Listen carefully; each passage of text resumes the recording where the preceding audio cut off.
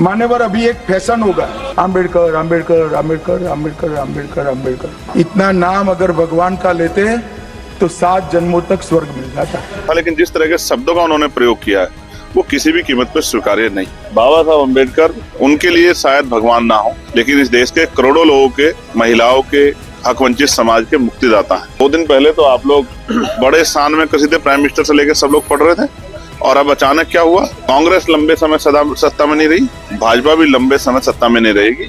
मान्यवर अभी एक फैशन होगा, अभी एक फैशन होगा है आम्बेडकर आम्बेडकर आम्बेडकर आम्बेडकर आम्बेडकर आम्बेडकर। इतना नाम अगर भगवान का लेते तो 7 जन्मों तक स्वर्ग मिल जाता। इस वक्त हमारे साथ है चंद्रशेखर आजाद साहब। हमने आज देखा किस तरह से भीमराव अम्बेडकर को जिस तरह की बातें गृह मंत्री अमित शाह ने कही, उसको लेकर न सिर्फ संसद के अंदर बल्कि संसद के बाहर भी काफी बवाल हुआ। विपक्षी सांसदों ने जय भीम के नारे लगाए और मांग की है कि गृह मंत्री को माफी मांगनी चाहिए। आपकी क्या राय है? देखिए, जो उन्होंने बयान दिया, जिस तरह के शब्दों का प्रयोग उन्होंने किया, बयान तो जो है उनका पूरा वो एक पार्टी में हमले के तौर पे था।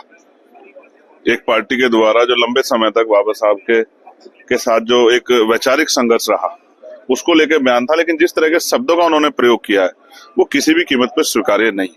मैं स्पष्ट तौर पर कहना चाहता हूँ कि बाबा साहब अम्बेडकर उनके लिए शायद भगवान ना हो, लेकिन इस देश के करोड़ों लोगों के, महिलाओं के, हक वंचित समाज के मुक्तिदाता हैं। उनके अथक प्रयास से आज मेरे और मेरे जैसे हजारों, लाखों, करोड़ों लोगों को मुख्य धारा में आने का मौका मिला।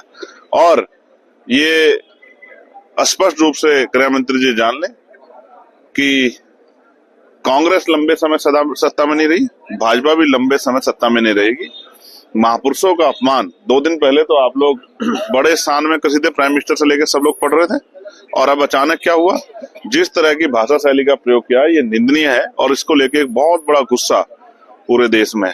लेकिन बीजेपी का ये कहना है कि जिस तरह का सम्मान बीजेपी सरकार, जो सरकार बाबा साहब भीमराव अम्बेडकर को दे रही है, वो पचा नहीं पा रहा है विपक्ष। आपको ऐसा लगता है? देखिए, सम्मान देने का मतलब सिर्फ मखौटे नहीं होते हैं, सिर्फ तस्वीरें नहीं होती है, विरोध भी तस्वीरें नहीं होती है।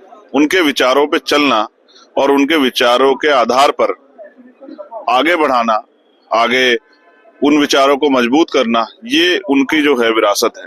उनकी विचारधारा पे ना चल के उनकी तस्वीरें उठाना, जय भीम के नारे लगाना, ये महज जो है दिखावा है।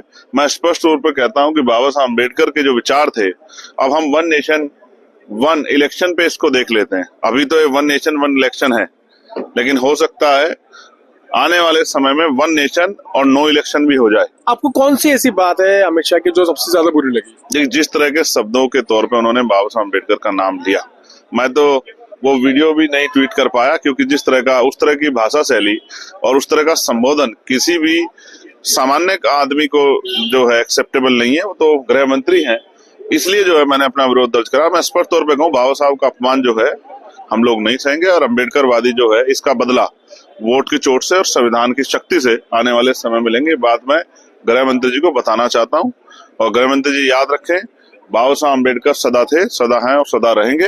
अभी महाराष्ट्र के परभनी में बाबा साहब अम्बेडकर की स्टैचू और संविधान की प्रतिकृति को अपमानित करने पर कितना बड़ा विरोध हुआ था। और अगर सरकार या कोई भी बाबा साहब अम्बेडकर का अपमान करने की कोशिश करेगा तो ये इसका जो है सड़कों पे आके भी हमारे लोग जवाब देंगे।